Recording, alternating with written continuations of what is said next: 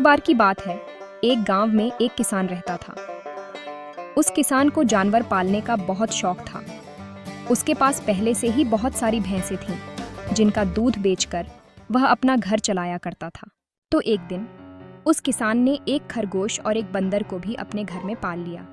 अब काफी दिन गुजरने के बाद उस किसान ने उस खरगोश और बंदर के साथ खेलने का सोचा।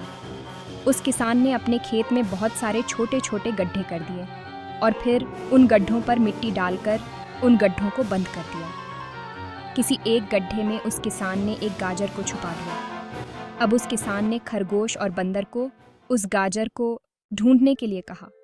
खरगोश बहुत ही कॉन्फिडेंट था और उसे अपने आप पर बहुत विश्वास था। उसने एक एक गड्ढे को खोदना शुरू किया और गाजर ढूंढने लगा। लेकिन बंदर जो था वह बहुत ही नेगेटिव और आलसी था। उसने सोचा कि खेत में इतने सारे गड्ढे हैं और वह गाजर किसी एक गड्ढे में है, इतना कौन ढूंढेगा। वह बंदर यह सोचकर एक गड्ढे के ऊपर जाकर सो गया। अब उधर खरगोश अपनी पूरी मेहनत से गाजर ढूंढ रहा था।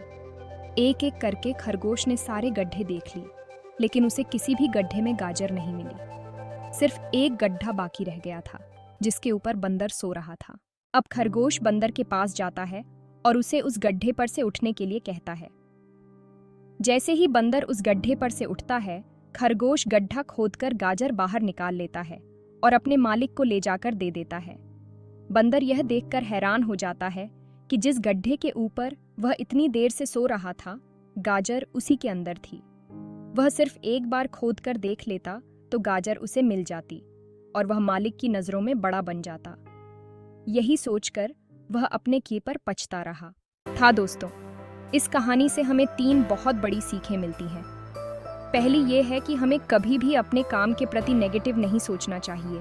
जैसे उस बंदर ने सोचा कि इतने सारे गड्ढे हैं और गाजर किस गड्ढे में है पता नहीं। यही सोचकर उसने उस काम को अपने लिए बड़ा बना दिया।